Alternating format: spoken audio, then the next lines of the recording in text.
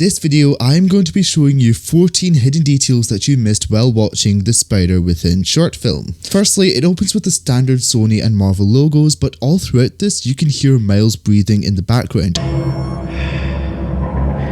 already setting that eerie tone of this short film. Next up, when Miles is walking home thinking about his experiences, you see his thoughts appearing around him in these animated panels, and in one of them, you can see Miles getting punched, and that impact in his imagination actually impacts him in real life, which is a clever way of representing how these thoughts feel very real to people going through something like this. We also see how when each thought appears, it pushes Miles further out the frame, showcasing how these thoughts can overwhelm you and end up making you feel small. We also see one of his thoughts being about his homework, which is on the Odyssey by Homer, which is a poem about how Odyssey is struggling to return back home after the Trojan War. This is similar to Miles' situation, where after every heroic moment he has to put up with going home afterwards. And later we do also see the same homework being marked as incomplete, indirectly saying how the Odyssey is complete, which is practically referencing how Miles is still struggling. Moving on to when he's at home, we see on his drawing table he's currently working on a sketch of Gwen, which connects to Across the Spider-Verse and how he's always drawing her and events of Into the Spider-Verse. Almost immediately after Miles' spider sense goes off, he turns around to find nothing. This is such a great way of representing anxiety with this hero, by using the ability that warns you of danger to find that there isn't any. Exactly what anxiety is and how it's described by people. I do want to thank this user on Discord for this detail. But we also see a Spider-Ham figure on Miles' shelf. Then Miles is swarmed by further thoughts of panic, and in the last one you can see it transitions directly into Miles' present self, which is a very cool transition, and B, further showing how these moments feel very real to people who go through it. Then when the Spider Within is revealed, we see Miles is frozen and he cannot do anything. He then tries to fight back, but nothing happens, and we even hear Miles scream,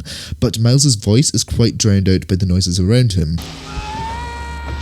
These all perfectly showcase how people cannot control when something like this happens to them. They're always frozen in fear and have no idea what to do, and whenever they try something or attempt to say something, it doesn't work and their voice is washed out. He then confronts the spider that gave him his powers in Spider-Man Into the Spider-Verse, showing how he does think about this moment, and he feels the regret that if he never got bit, he wouldn't be feeling like this right now. He then says a little joke about how he'll never step on another spider again, which is a great addition from Sony Pictures, because even though this is a much more grown-up story compared to the rest of the Spider-Verse movies, a little moment like this can help keep it on track with the majority of the audience of young people who wouldn't catch on to the overall message of the short film but can still find it entertaining. Next up, after his nightmare passes, he looks up and all he can see is the glow of the TV through his door, while everything else is dark. A great visualization of how even if everything is dark and empty around you, there's always a light that you can look towards to ask for help. So that's everything I have found in this short film. If you have enjoyed this video, then make sure to give this video a like